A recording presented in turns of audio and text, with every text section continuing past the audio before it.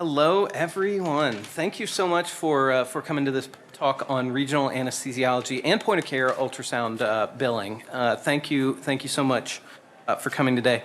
I have three wonderful speakers who are running to and fro from the bathroom, but we'll be back very shortly. First, I would like to introduce my dear friend and a wonderful anesthesiologist, Amanda Shackle. So she's originally from Texas, here in Dallas, and graduated from Texas College of Osteopathic Medicine. Then she did residency here at UT Health in San Antonio. She joined us at, I'm Brian Allen, I'm from Vanderbilt University in Nashville. So she joined us in Nashville for almost 6 years before Texas called her back. She's currently an assistant professor at UT Health in San Antonio, where she's the continuing education committee chair and the POCUS director there. So she's wonderful. When she's not clinical, she explores the hill country with her husband, her 3-year-old kiddo, and a rough collie. So we are going to jump into this. Thank you so much, Dr. Shack. Thank you. Thank you, Dr. Allen. I really appreciate it. Okay. So today we're going to discuss billing for diagnostic POCUS exams. And then we'll discuss regional billing with my subsequent colleagues later. Okay, I don't have any disclosures. Sorry, I'm just getting used to advance the slides here. Okay, so here are our learning objectives. First, we're going to define point-of-care ultrasound, and then we're going to address some scope of practice, and then touch on credentialing and privileging, review the billing cycle that you would go through to submit a claim, and then lastly, we're going to talk about some quality assurance. Okay, so to understand how to bill for POCUS, we need to kind of define exactly what it comprises. And as many of you know, sitting here, POCUS is point-of-care ultrasound, and it is defined by the use of ultrasound by a treating physician. In our case, we're anesthesiologists, intensivists, some of us. And it's used to guide a procedure like a regional block, or it can be used to answer specific diagnostic questions. And that's what I'm referring to here. And obviously that includes multiple modalities: cardiac, abdominal, lung, airway. And it's really important to kind of contrast this use of ultrasound with like our consulting colleagues, like cardiologists, who perform kind of higher level, more comprehensive exams, and usually they're not the ones involved with actually acquiring the images. So what we're kind of discussing here is something very different. And that makes POCUS, always focused and goal-oriented. So you may be wondering, why would I want to go through all the trouble to bill for POCUS? But as we incorporate POCUS more into our practice, and I know many of you have seen all the different workshops that have gone on this weekend, teaching POCUS of various different flavors, the billing part of it offers a way to show more other value other than just the clinical value to our patients. It provides a pathway for us to recover some of the equipment startup and maintenance costs. We always can use more ultrasound machines. It also promotes, and this is the big thing for me, it promotes the documentation of exams in the record, and then also encourages the storages of imaging and exams, and those can be used for review by other clinicians, and then also they can be reviewed later for quality assurance. And so we'll kind of talk about the process and all the different components in detail. And first, we're going to start by addressing the scope of practice. In 1999, so a long time ago, the American Medical Association formally recognized the use of ultrasound by trained physicians through the resolution that you see listed here. And then they reaffirmed it again in 2010. And what this does is provide the national standard that is accepted by the Centers for Medicare and Medicaid, which of course, our private insurers usually follow. And it also allows the hospitals to grant privileges for ultrasound use in accordance with each individual specialty defined scope. And it also gives anesthesia departments, each individual anesthesia department, the ability to adopt their own credentialing standards for POCUS that are specific to their facility. So, as we all have known and seen, POCUS is being integrated more into the core competencies of anesthesiology, and some of this even begins in medical school as well. But there are, the ACGME and the ABA governing bodies have added these different core competencies in the last few years. And then in 2021, an ad hoc expert panel with the ASA developed some recommendations and standards for the use of POCUS by anesthesiologists. They reaffirmed the practice of POCUS, identified the scope, and then kind of addressed some minimal levels of training and provided some kind of broad guidance on billing. And also, want to highlight the ASA POCUS certificate as like a educational course that can provide some structural training to achieve proficiency.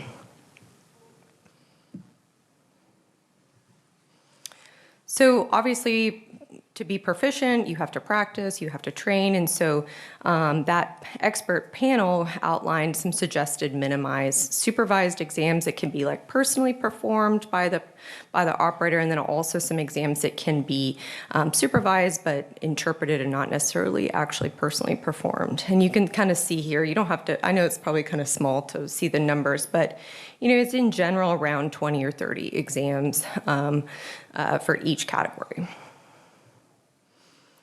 So now that we've kind of discussed some of the prerequisites for training, we want to look at some of the process for like the credentialing and the privileging. But before I dive into that, I'm just going to define those terms just so we all are on the same page.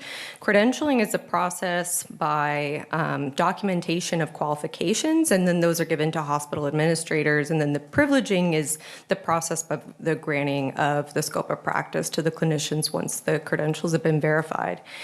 And then I also want to address the difference between certificates and certification. Both are a process by which competency is awarded by an external agency, but certificates generally, indicate completion and don't require continued education and training, while certifications do. And many of us are board certified and are familiar with that process. And while there are no national diagnostic POCUS credentialing policy, the process does, happen at the local level and may differ based on each department's own resources or own needs. And broadly, I want to define this as a process that involves verification of competency, and that can be done in many different ways by just showing completion of necessary training in residency or fellowship, or by presentation of a national certificate program such as the ASA's certificate. Then the privileges are granted provisionally while there's a period of peer review, and then subsequently full privileges can be granted. So now that we've established the scope of practice, talked about prerequisites and training, granting privileges for exams, we're going to look at just the simple steps when you are ready to start billing. And it's very easy. First, obviously you want to put an order. You do need an indication, and that needs to be tied to an ICD-10 code, and we'll look at some of those codes. Obviously, you're going to go perform your exam, and then you're going to document the findings and then your interpretation in the medical record. And then lastly, it's really important that your images are stored. And so some of our emergency medicine colleagues have been, doing those steps very well for a very, very long time. And so it's kind of, when we're modeling our process, it's kind of important to kind of look at what they've done. And so this was a framework created by Hughes and his colleagues at Ohio State. And they highlighted the steps for successful billing, as well as highlighted some of the pitfalls that lead to claim denials, because you want to be able to submit your claim and have it go through. And what's, of course, fun about this is, as with anything in POCUS, there's always a structural mnemonic that goes with it, and this is one that I think many of us are familiar with, and that's the I-AIM. But here, the I refers to the indication or the ICD-10 code. A is the acquisition or performing the exam. The second I is interpretation, and then the M, stands for money, which is the billing process. And so that's, of course, selecting your correct CPT code, filing your claim, and then getting your reimbursement. You can see here in red, and I know it's kind of small, but you can see in red, these are kind of areas where those may lead to claim denials. And some of those include like blind scans. Those are where like you document that you did an exam in the record, but you didn't save the image or the clip. Illiterate scans are images that don't have a report or any sort of documentation in the medical record. And then there are exams that are miscoded where you have all the pieces, but you don't really have the correct CPT code, or you didn't really use the correct ICD-10 code, and so those may get kicked back. So now let's look at the specific things that you need to document so that you have all of those in your record. For reimbursement, this is from the requirements from the Centers for Medicare and Medicaid, and of course everybody else tends to follow what they do. So what is required is the indication, and of course that needs to go with an ICD-10, and we'll look at those codes. And then the operator, of course, operators, sometimes you have more than one person doing the exam. Type of exam, also include if it's full or limited, because again, that's going to affect whether or not the claim will go through. You have to, if you do a full exam, you need to supply the correct documentation to support that. And then you're, of course, going to have your findings, and then, of course, your interpretation of findings. Okay, and then this is a really important process here that I think kind of gets missed, but this is, we want to acquire images, and then we want to store images. And so usually with most of these kind of workflows, the first step is to place the order. And that kind of allows there to be something in the record with the code. And then a lot of the machines, when you place the order in the computer, you'll then be able to pull it up from a work list. So this then makes saving the scan process a lot easier. So you'll first place your order, then you'll of course acquire your images. You should be able to just pull them up from a work list, save them, and those will either be saved in your EHR, or many institutions have a system that's connected to the EHR, which could be cloud-based or PACS. And then you'll write your other report in the EHR, and that can be as part of a pre-op note or a separate note. We do recommend a separate note just because it's easier to pull for billing, but it doesn't have to be. Okay, and so storing your images, again, really, aside from providing proof that you actually did the exam, it's important because you can compare with other studies, and that's important clinically. And it also provides review for quality assurance. Images must be stored in a durable format for 5 years. That is a requirement. And there may be additional requirements that vary from state to state, so you do want to review your local regulations.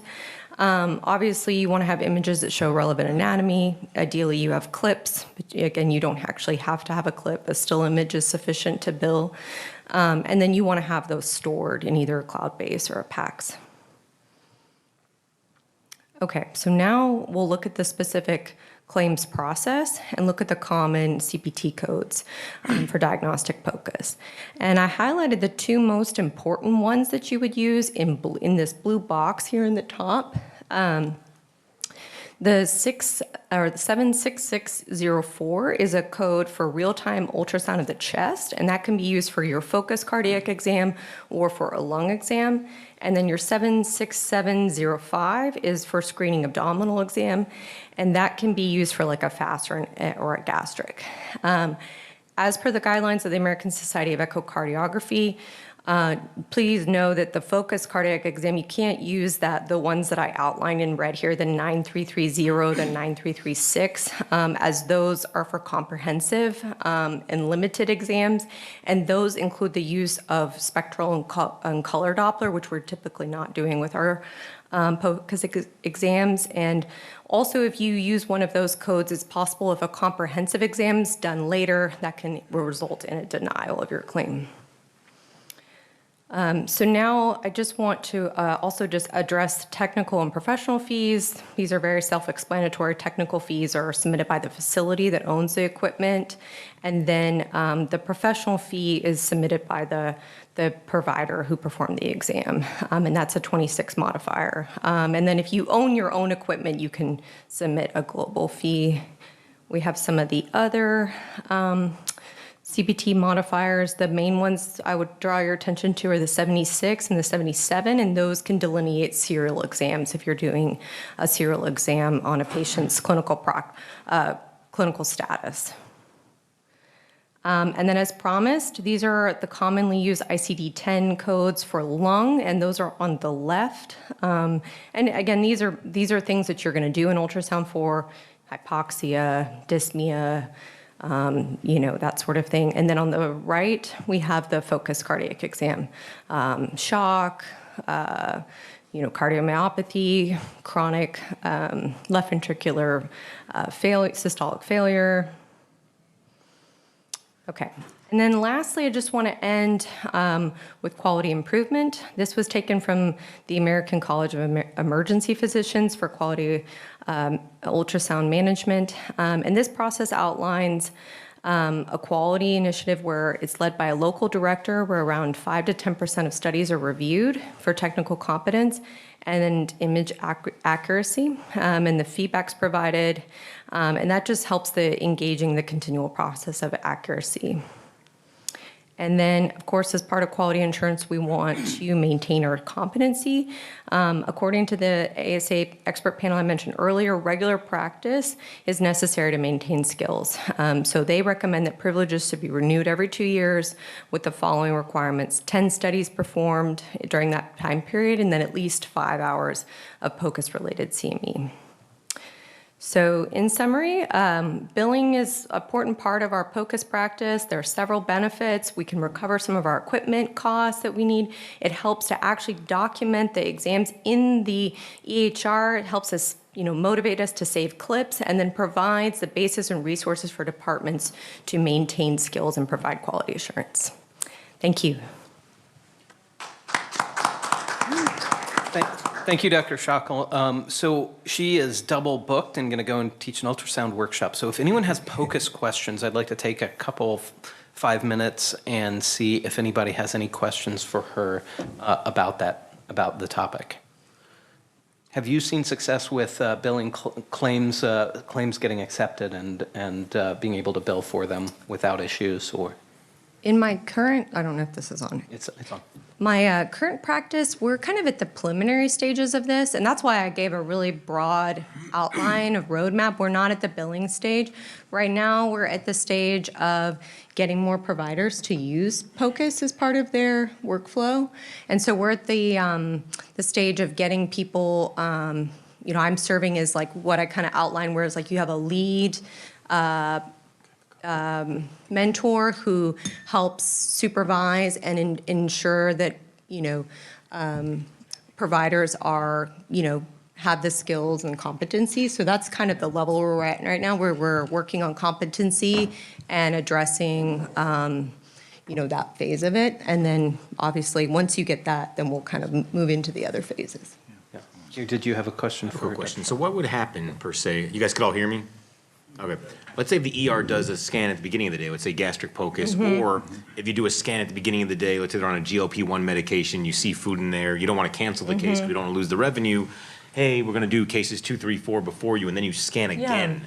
Could you make a justification for a secondary scan with like a time frame in between, or let's say 2 different providers, they scan like a fast exam in the ER, and now you have to do it again, let's say after a trauma or recovery in the PACU. Are those separate billable units, or will one get first, whoever sends it out first, like the ER doctor versus the anesthesiologist in the PACU?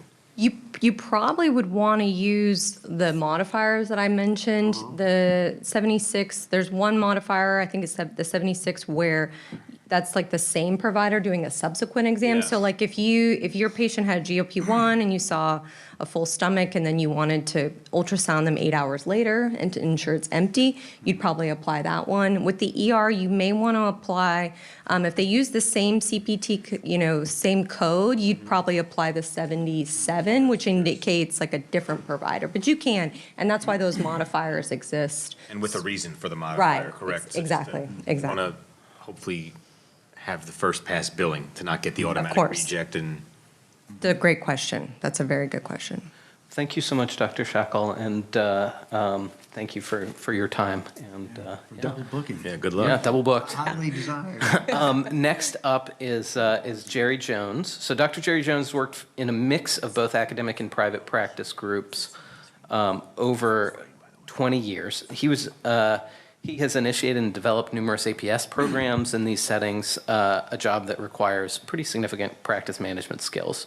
He was most recently at Regional One Health, the Med, in Memphis, and continues teaching and research as adjunct faculty there, though he spends most of his time in private practice in the ambulatory orthopedic setting now. He served on numerous ASA and ASRA committees, and he wanted me to say that he's awesome, and I want to grow up to be just like him, but You're just supposed to read it. I didn't say that. So, but I do think he's wonderful, and he's great talking about regional anesthesia billing. So, Jerry Jones. I just want to see if you were looking at it or not. So. Okay. All right, yeah, so I got a lot to say and not that much time to say it in, and I try to talk too much, so let me get right into this. First, I want to tell you, here's my disclosures. I'm not telling you how to practice. I'm telling you what the rules are. I'm telling you how do you bill your cases. And again, I'm only at this moment talking about through the lens of billing. What is the best way related to that? Okay, so I'm not telling you how to do other things. Well, let's look at this as that's a lot easier to see there. Kind of the 30,000-foot view of all this. So how do you do it? First thing, you just go take care of your patients. You do whatever you do. You put your blocks in, this, that, and the other. Ultimately, we're going to write all that stuff down. We document things for a whole lot of reasons, but in this circumstance, the reason we're going to write it down is to make sure we convert our medical terms into billing terms. There's a lot of errors that can happen with that. We want to make sure nothing gets lost in translation or is presumed when it's not. Those are going to be turned into the things we need, and they're going to be submitted to some payer. That payer is going to pay us a little bit or a little bit more or maybe a lot once in a while. We'll see what happens in a couple of months. So payers reimburse a specific amount. It's called the facility total RVUs, and that kind of sounds like that's what the facility gets. No, it means that's how many RVUs that you have captured in a facility, and it costs you less money to work in a facility because they pay the nurses and own the machines and all that kind of stuff. So the RVU, the relative value unit, it's like your fee multiplier. Whatever the fee they pay, how many of those do you get? And it's based on a few things: how much work you have to do, maybe some expenses, how dangerous or what kind of malpractice, and maybe a little bit about where you live. Medicare, doesn't pay very much. Medicaid, even less. Private payers usually pay multiples of what Medicare pays, and sometimes they have flat fees for specific things. There's two fees that they choose to pay, or that Medicare and the private payers follow along. They have two fees that we use. One is your flat fee. Like, I'm an orthopedic surgeon. I'm going to do an ACL. If it takes me 30 minutes or 3 hours, that's how much I get. Okay. What we do most of the time is the time stuff, where we get a base thing and then all the time that goes along. So you'll notice that these numbers show over the years it slowly goes down. Well, CMS has a proposal for 26 where they say, well, hey, we're going to actually raise those rates just slightly. Now, at the same time, they're also going to lower the amount of RVUs you get a little bit more for what it is. So unless you're in a lot of bundled and value-based payments, the alternate payment models, generally the bottom line is it's just going to kind of keep sliding on down like it already is. So it's a lot of words to say. And I should say, with the sumo wrestler, we're not going to beat CMS, but we can put up the biggest fight we possibly can. Right, so that's what we're going to try to tell you how to do. Okay. So let's talk about the anesthesia service, how we normally do things. So whatever the case is, we get a base RVU for that. Is it a little Ditzel case? Is it a big dangerous case? And it'll be based on that. And then how long we go along, we add those things up and multiply that by the lower rate that we saw there. So there are thousands of surgeries, but a lot of them are pretty much the same, like ORIF, ankle. There's some details, but they're all the same. So for us, those get converted into just a couple of hundred anesthesia codes, these CF codes, with a different base unit than what there is for the procedure itself. Now, the time unit I keep talking about it is 15 minutes. Medicare will give you tenths of units of that, and private payers tend to round up or round down, something like that. So it looks something like this. You've got two cases that you might do. A shoulder scope, it's got a CPT code. It gets converted to another ASA code. That one is 4 base units. Here's a total shoulder. It's 10, so pay attention to exactly what the surgeons say they did. You lose money here and there. If it's a Medicare, they will give you 4.2 units because we spent 63 minutes in this case. Private payers would just round up, or they would just round down to 4 for that. So nerve blocks that are for the primary anesthetic, these are how they're billed. It's basically just the time it takes to do the anesthetic. That's all of that is. Now, the other way we can do it is kind of like the surgeon just did it. I'm just going to do a thing. Like I want to do a nerve block. That's not my anesthetic. I'm just doing this, and I'm doing it for a separate reason, for post-op pain control or something like that. And that's when we use the regular CPT codes like they would be using, and it's that higher rate. Again, the lower rate is lower, but has the time behind it. Here you get more, but that's all you get with that. So if you do bilateral blocks, you don't get twice as much. You get 1.5. And the same thing if you do several blocks. You get the whole amount for the first one, you get 50% for the second, 25% for all of the remaining ones. So it really does make a difference how your coders put that in. You want to get the most for the first one. So somebody with an ankle fracture, surgeon asked us to do a nerve block of whatever we need to do for pain control afterwards. We have some options. So I choose to do a sciatic nerve block, 64445. It's got a specific code for it, specific code for that. I can also do a femoral nerve block along with that. Now, I'm not really doing a femoral nerve block. I'm doing an adductor canal, but the crosswalk thing shows that you can do both of those, and that's great because it's a pretty good RVU. I want the biggest one I can. But it's the second nerve block, so I only get half of that, so about $100. I can also choose, I'm going to do an ankle block. Now, you may poke this patient several times, but you only get 1 fee, and it's the low generic 64450, right? So 1.25 RVUs, but ultrasound's not bundled into that. So you get to add that on top of that, but you notice, it's not quite as much. But I did this as a thought experiment. I was like, let me just show you another dumb way to do it, and I just did the math. I'm going to do a sciatic nerve block with a saphenous. Why would you do that? Man, you get the generic 64450, 1.25 RVUs, cut it in half, but I get to add the ultrasound on there, and a sciatic and saphenous is actually a smarter way to do it. So we switched to doing that as soon as I discovered that some time ago. Now, if it's for our primary anesthetic, I can do these blocks in a couple of minutes. I could get $10 or $120, whichever makes sense, right? Why would I do that? I'm going to tell you, you might have a reason you might want to. Now, to do this, to be able to get this extra, get your regional anesthesia as a separate thing, you have to have it reported separately. There's a 59 modifier. And there you have to have language that says exactly and precisely that that's what you're doing. We need to have a surgeon request that for us, and we have to have a block note. Now, how does a surgeon request you? It is optimal to have it in their orders or in their procedure note. And I want to tell you this, I'm going to talk really fast. I'm going to put my email at the end. I'll send you my slides if you want them. So, anyway, you can do other things. You could put it says, Dr. So-and-so asked me to do this. So I could put it in my note. It's a legal document and other things like that. It's not optimal, but it is considered an adequate option. And as I said, you can't, if you do a sciatic and femoral nerve block, you can't bill the anesthetic as a nerve block. It can't be the primary anesthetic. It's one of the most important sentences, excuse me, the whole thing. The adequacy of the intraoperative anesthetic cannot be dependent on the peripheral nerve block. What's that mean?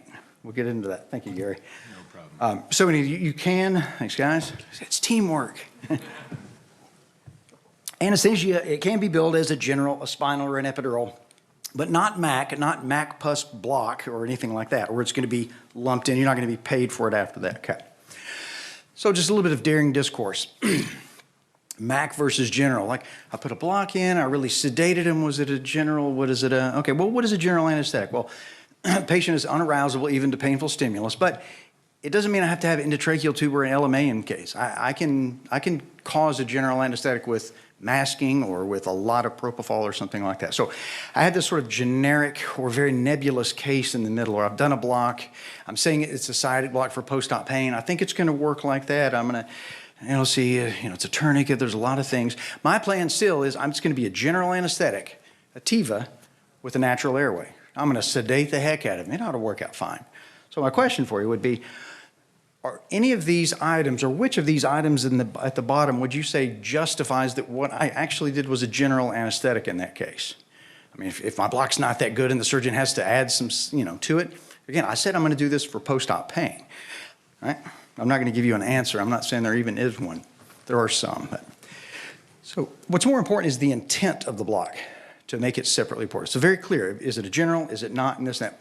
In fact, so much so that if you look at the last case I just said, and I said, that sciatic block is going to be my primary anesthetic. But I get into the OR and I start going and it's not working and I have to convert to general anesthesia. Even if later his foot is totally numb and it's helping with pain control, I can't bill it separately because that was not my intent. Hopefully I was smart enough, or I knew what time I started so I could bill for the time for the block. So it's also important to know when exactly does anesthesia start and when does it end. A lot of people think it's got something to do with the operating room, and it's got nothing to do with that. It's when we take over care from someone else until we hand it back over to someone else. So when you pick them up in the holding room, it takes you 4 minutes to get there, and if you leave the PACU, if you add 10 minutes, those little bits make a difference. So I was thinking, keeping that bit in mind. There's a couple of different ways that we would end up billing. So let's look at it in two different ways.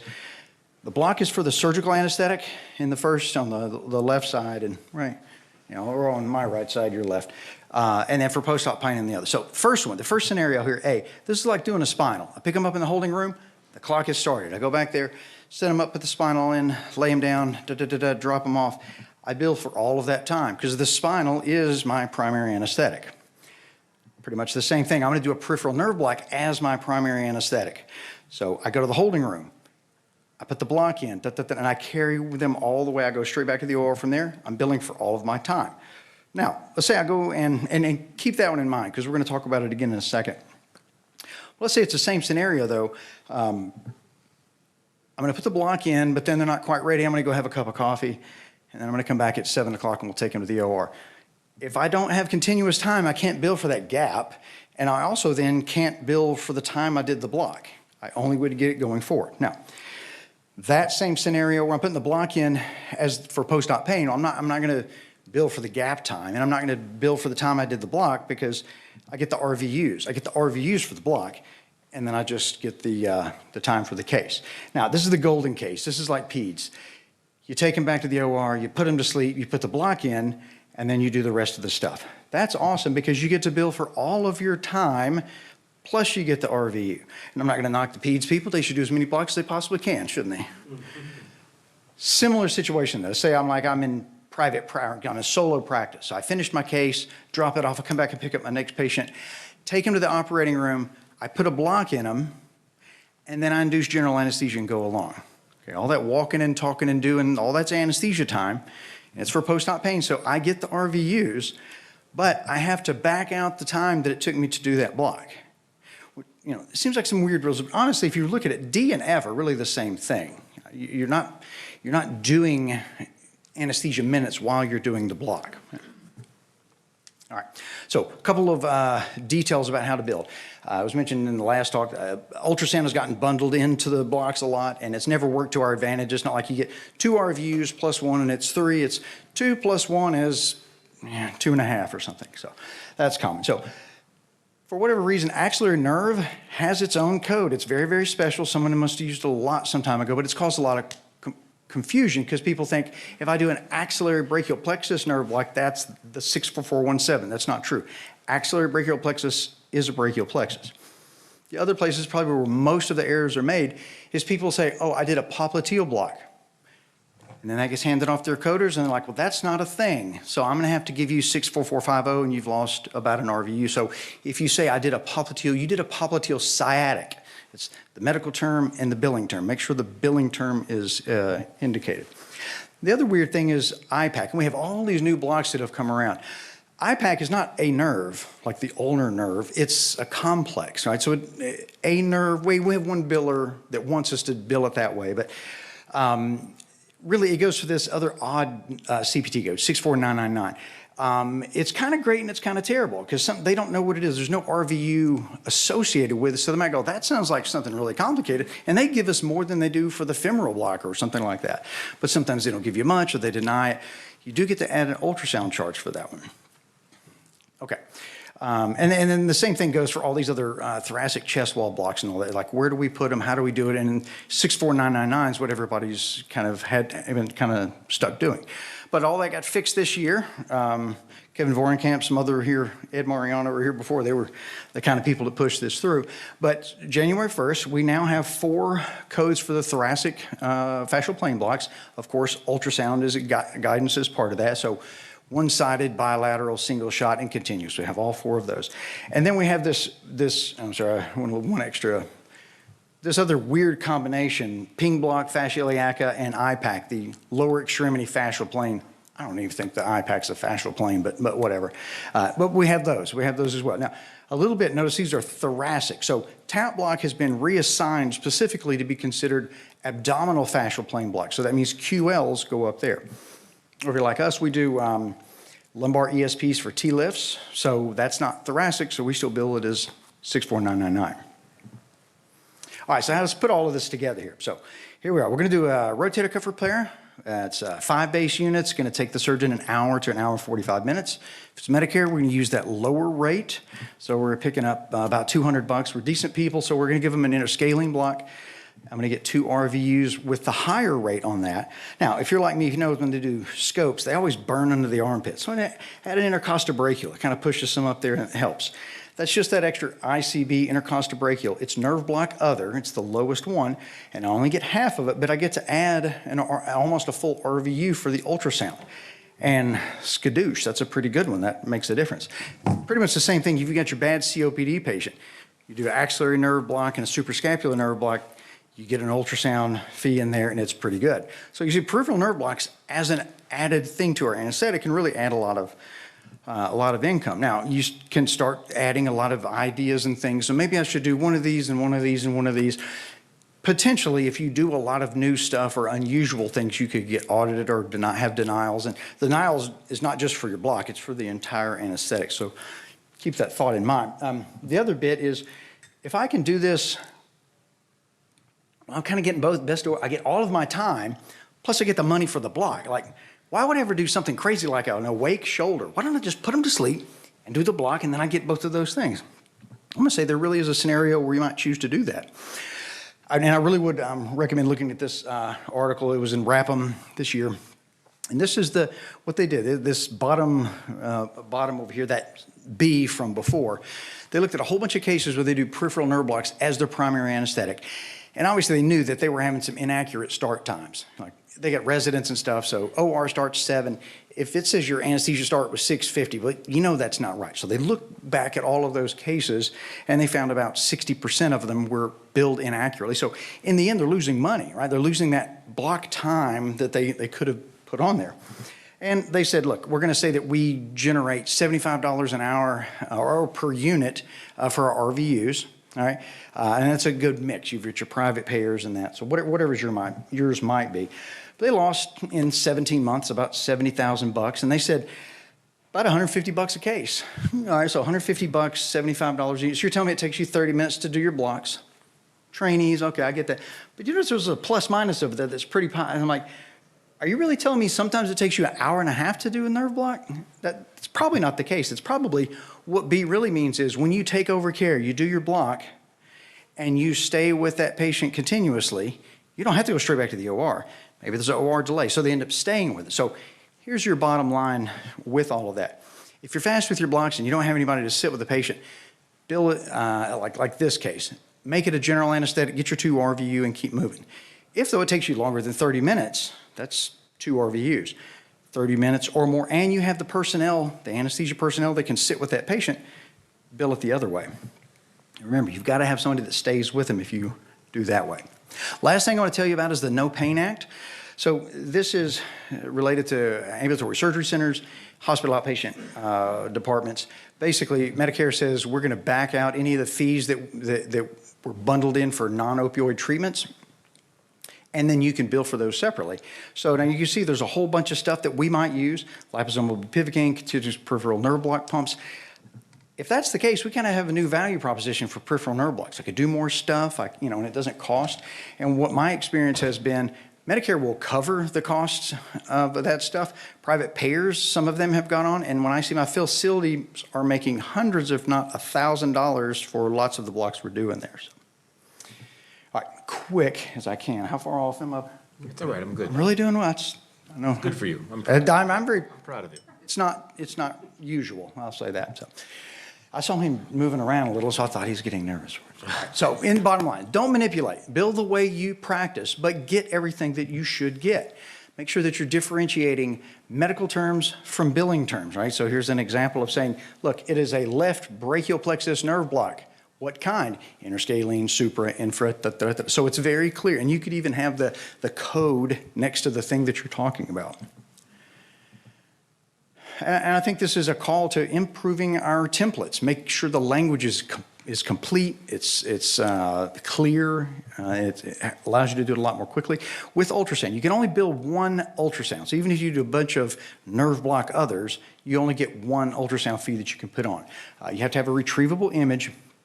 There is a section that says interpretation of findings. It doesn't mean you have to do like what a radiologist would do.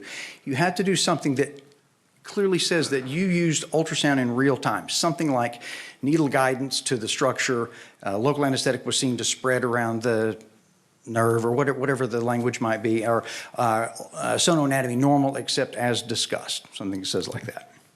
Nerve block other, it seems like a stupid little throwaway thing, but it can be valuable for the patients, like adding an LFC to a ping block for a hip.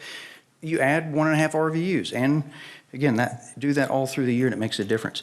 Something I used to struggle with a lot was like substantiation. It's like, it's just a knee scope. Like, does it really, and that's not the question. The question is, did the surgeon ask you to do that? And does the nerve block you're doing match the diagnosis code, right knee pain, or, something like that? So intent of the nerve block is the kind of a central theme in it. How do you do this? Is it general anesthetic? Is it for post-op pain? I would absolutely tell you that you should spend some time with your billing service. Clarify what your practice is. Here's what I'm doing, and here's why I'm doing this.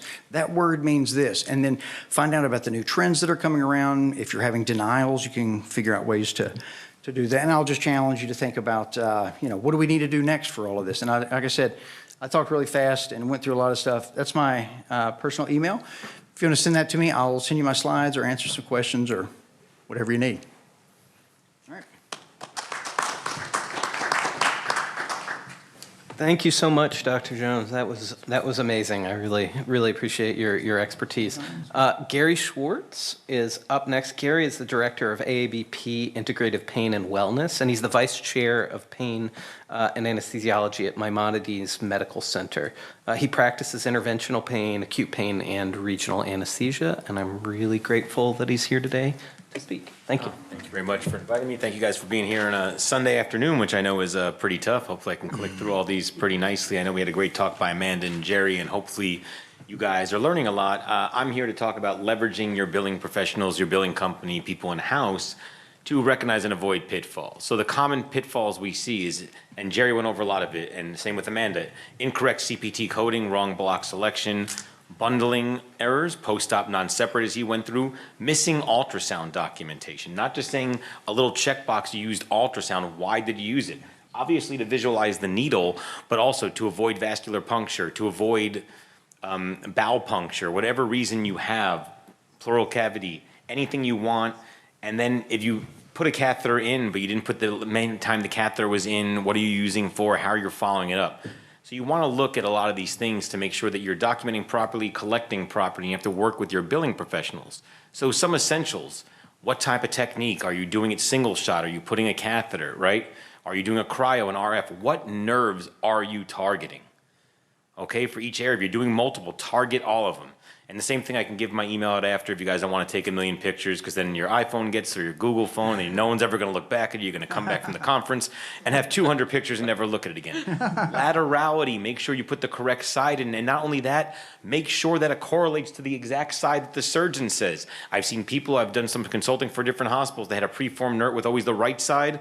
Then if it's a left-sided surgery, your billing patient's going to send it back. It's going to delay billing and your documentation. And your indication, as Jerry went over, anesthesia or post-operative pain, and we can get into that. The 64616 is not supraclavicular. That's an interscalene code with the catheter, so that's wrong over there. But documented lateralicalities, sciatic, and ultrasound, 76942. Even if you cannot bill for it and it's bundled in, always put in you're using ultrasound and why. Some best practices to go over, and this should all be in your templates, and you should all review them after. 1 image per block, save it to your PACS, whatever system you have in the cloud with identifiers if possible. Describe in your note how you visualize the needle target structure. Is your in plane or out of plane, just so it doesn't look like a big blob on the screen. Look at the medical necessity, right? Are you looking at medical necessity for uncontrolled post-op pain that you expect, a painful surgical procedure, a prior poor outcome with the surgical procedure? Obviously, request of the surgeon. We have it built in our template. As Dr. Jones says, it's better if you could put in a note with a surgeon or a little area. We cover a lot of private ASCs. They have a checkbox that they requested the block for the anesthesia, so you don't get first pass denial. I know a lot of people, I recognize some faces in the audience. They're at large academic centers. You could build that into your Epic system. The biggest thing, you do not want first claim denials, because some insurances, especially commercial, only have a limited amount of time to fight your codes, and if they sit too long in A&R, you might not get paid for everything. And sometimes if the block gets denied, the anesthesia gets it. Common denial, no evidence of real-time imaging. Did you have the ultrasound? Did you use it? Why? Modifier 59, distinct procedural service. This is to differentiate from your surgical anesthesia. Clearly document. I cannot, again, not just say block requested by surgeon, block requested by Dr. Jones for the case who's ever doing it. We have it built in. If a catheter is used, why, start and stop times, and you get the daily management code, the E&M code for follow-up, which will be extra money.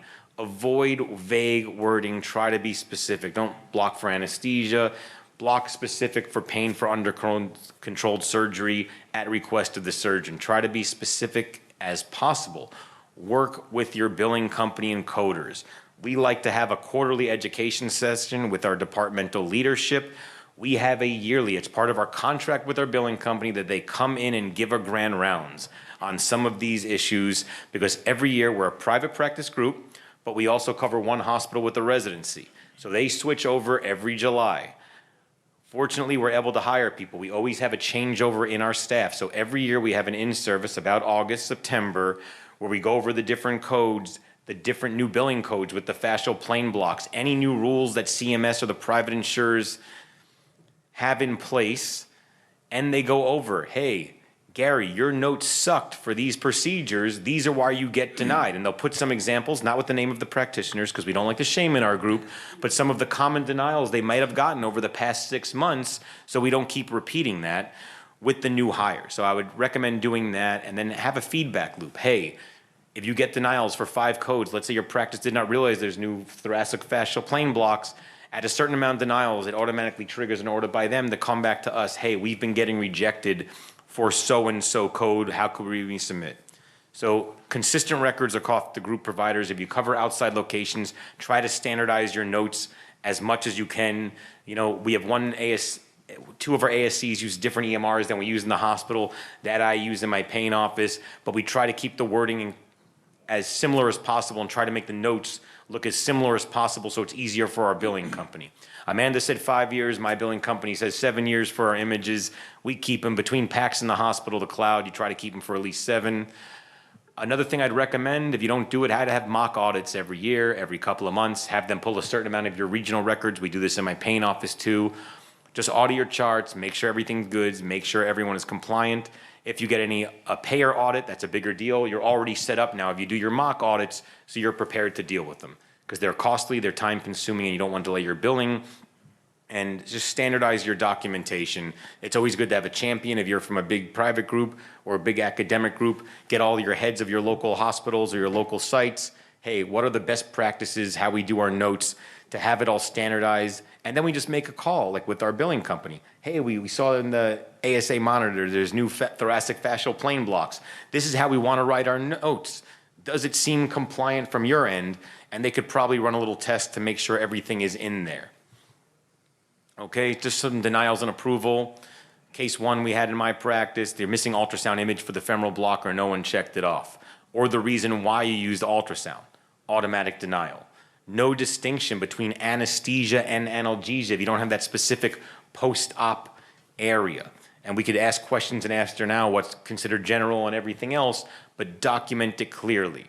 If you have the complete documentation, a saved image, a lot of times we just send the images with our billing so they don't have to check it out. You know, you probably have a high school student, maybe low-level college, that's looking through it at first. I don't think they're going to be able to tell a femoral versus an adductor versus an IPAC, but they see you at least saved an image. It will pass go from that first area.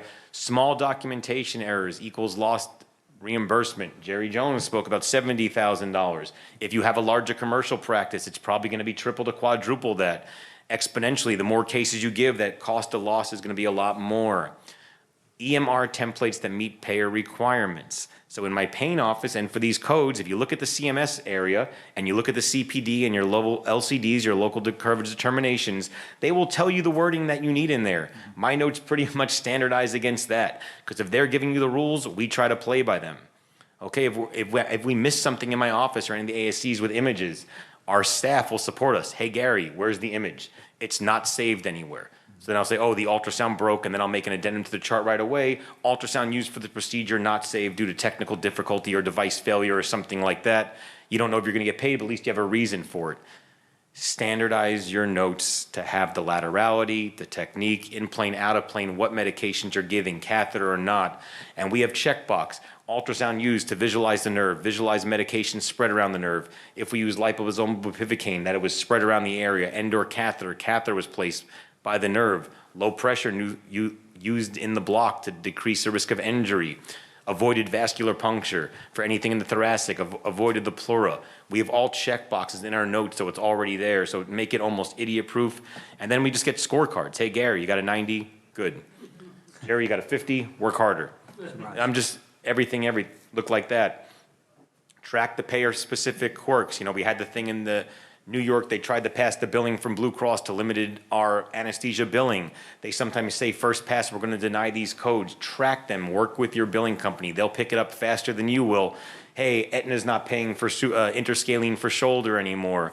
So then we have our surgeons just write a note, hey, we're requesting the anesthesia block, and we'll give some more information for it in there. You know, again, the modifier guidance we spoke about, prior authorizations. If we get a lot of denials in our ASCs, and especially in my pain office, sometimes we have them have a waiver of liability for some of these pain blocks beforehand, that if it doesn't, we're doing this to make you feel better. You know, an elective shoulder scope's not an emergency. If we were at the last talk, we were talking about stellate ganglion for emergency cardiac cases. Yeah, you might not be able to get a waiver liability or an ABN before because it's an emergency, but if you're coming for a shoulder scope, hey, we've noticed your insurance might not always pay for this. Your surgeon recommended it. We recommended it to have less pain, a better experience for anesthesia. We're going to submit the documentation that you're going to pay, but here's your waiver of liability. This is what we expect to get paid. If you'd like it done beforehand as part of our consent. And, you know, cheat sheets for, they can give that to you. Medicare pays for this. Blue Cross doesn't. Cigna pays for it, so you have an idea what you could offer, what you could pay. You still might offer it, but you just might not get paid for it as long as you know beforehand, which always helps. We have a daily monitoring. They look through the regional claims. You know, part of our yearly lecture is they show sample denial letters from the insurance, not medically necessary, or it's part of bundled into the surgeon's care. You want to have that out. We've helped work with our billing company, the draft appeal appeal letters back to the insurance. Hey, we performed this block because we've noticed in our practice for the past few hundred we've done over this many months, we decreased the amount of length of stay in the hospital. We've cut our opiates in 50%. Our patient satisfaction and pain scores are lower. So that can go out with the appeal. So we have that ready. And we have our meetings monthly or quarterly to go over these reviews. You know, monthly meetings with the anesthesia leadership and set mutual KPIs. Everyone knows what KPIs are in the room? We'll get that in a second. They're key performance indicators that you want to work with your billing company that you're going through over here. Billing is an extension of the perioperative team. So days in accounts receivable, a clean claim rate, net collection rate, charge capture accuracy, and coding accuracy. All of this is going to affect how much you're getting paid and what you're reimbursed and how much time. What's your denial rate? So what is rejected by payers? And you could set this by your practice, what's acceptable to you. First pass resolution. This is what you get money back and resolve on the first pass because it delays payment. What's your collection rate, your cost per encounter, and satisfaction. The importance of it is improves efficiency. So by regulating and monitoring these KPIs, you can gain information to optimize your billing process, improve financial health, and enhance patient satisfaction. So again, we went over a lot of this. EMR templates we went over. I only have a couple minutes left, right? We'll do questions. We'll give questions. When it goes to the new CPT codes, these are the RVUs. So they go through abdominal fascial plane blocks, which includes QLs. Jerry went over this. The thoracic, ESP, serratus anterior, intropectoral plane, and pectoral serratus. Those are your formal PEX blocks. There's no specific lumbar ESP. That's a 64999. That's an unlisted code. You might not get paid. You might want the waiver of liability or ABNs. These are just the differences if you have the continuous infusions. Again, for the 64473 and the 74, these are the lower extremity blocks now, continuous or single. That's your IPAC and PENG. No modifiers there unless you do it bilateral. That's a modifier 50. Okay, and I want to just move it along. Arthroscopic shoulder repair, 64415, interscalene, comma denial, the no saved ultrasound image. That's the most common reason that people get denied. Make sure you put that up, though. Save and upload it on there. Breast surgery with the PEX. The PEX is sometimes denied as investigational. So we have our letter right all the way to appeal it right away, and they'll help provide the payer-specific appeal letters. We document opiate-sparing rationale. Keep your data.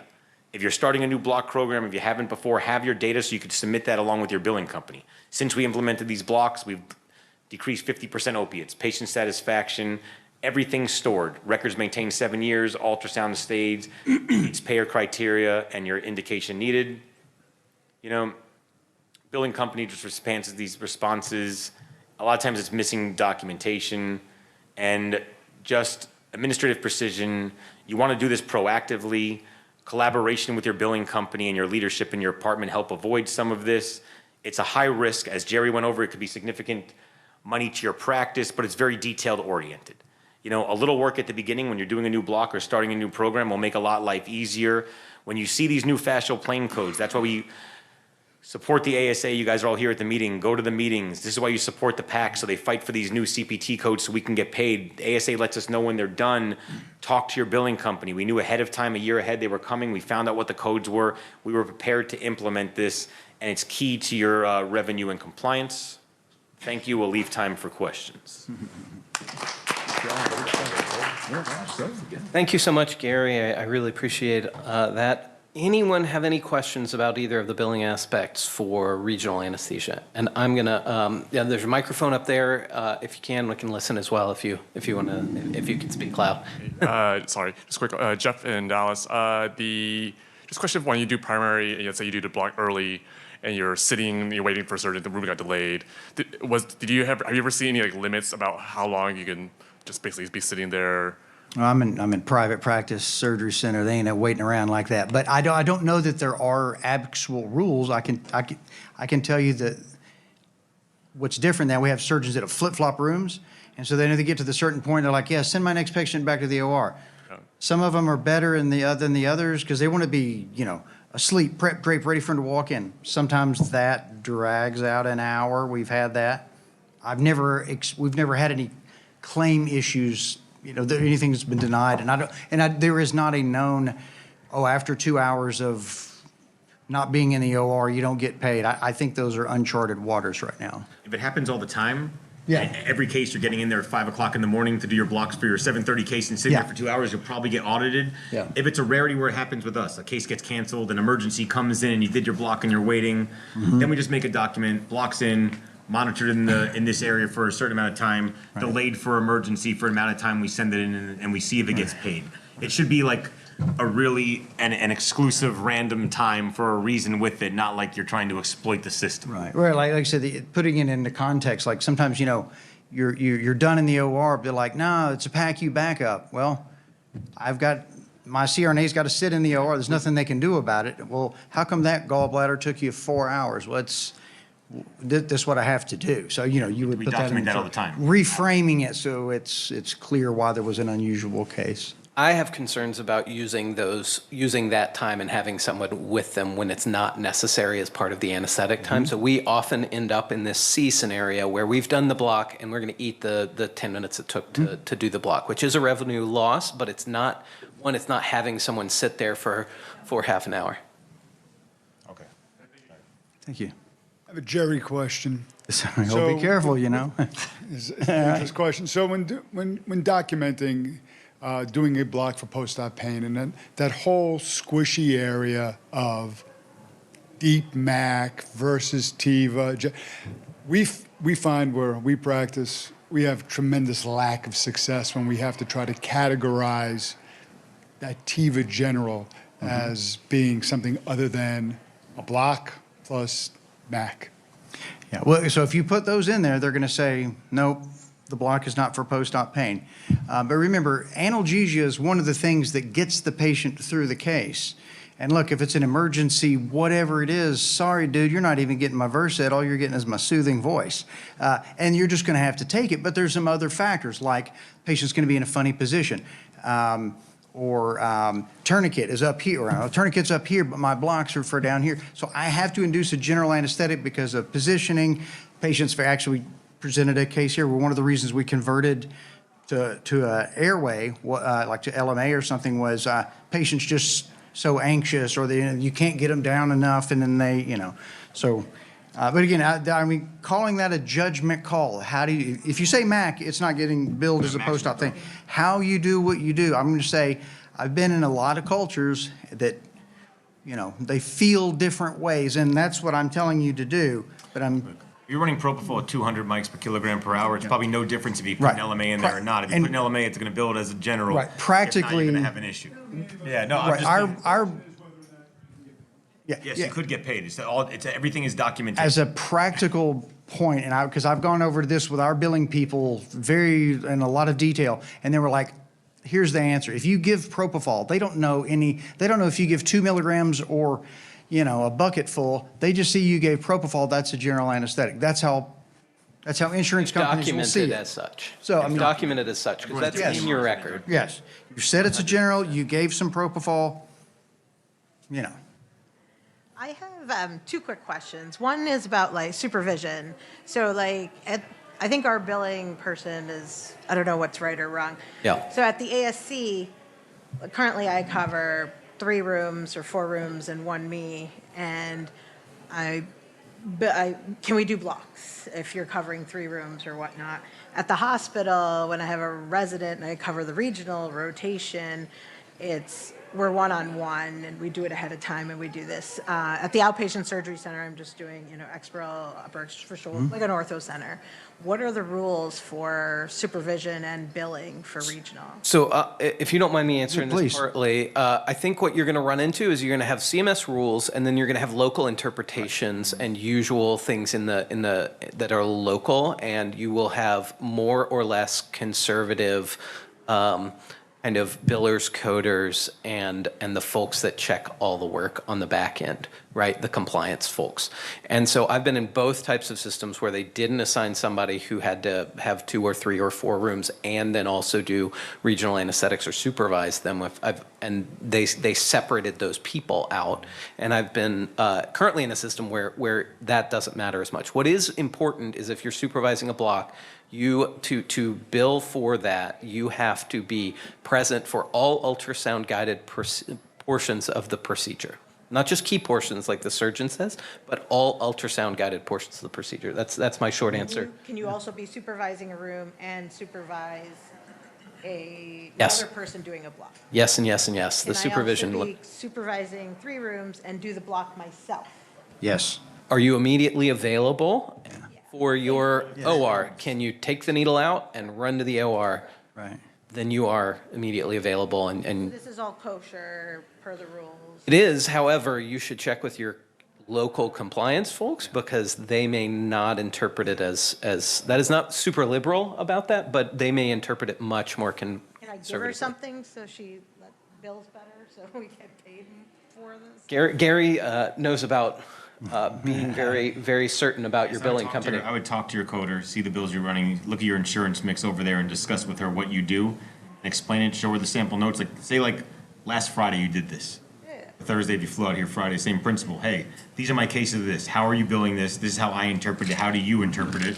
And then check back with her in 30 to 60 days and see what they pay. Yep. Like, or look back at your last couple of months. You could see what you did. You know your schedule of the days you were doing this. That's what I would do. I'd run historical data at first. Also, is there any billing benefit of catheter versus? You get A little bit more RVU. you get more RV. Catheter is still worth doing. They are worth doing, but the margin is pretty thin. I would not do anything just for money in medicine. If you think the catheter, Yes. The money's Right. not going to make a big difference in terms of your collections for your group. You have to do the right anesthetic, or in this case, the right regional block for the correct patient. Some cases do necessitate a catheter, some do not. I wouldn't, for the half of RVU difference, I wouldn't just put catheters in everyone, because you also have to document you have to extensive follow-up and all the risks that come within everything else. So I would do the best thing for the patient, not just for the extra RVU billing, because that's what you're gonna get nailed, or And have it's a complication, and you have to document it appropriately. And also you have to judge the different time, how much longer it's gonna take you to place a catheter versus a single shot block. The best thing for the patient, I wouldn't worry about this type of RVU billing, you'll kill yourself. It's 0.3, Yeah, it's not a lot. so it's $10. I can remember 10 or 15 years ago, it was 17 RVUs for a catheter and 7 for a single shot vial. Like, Yep. It's minuscule. Thank you all so much for coming. Yes. If you all want to stay behind outside. Yes, Brian's got to bust Jerry, out to I've the gotta- next. I've got to get to double booked as well, and Meg will kill me, I think, if I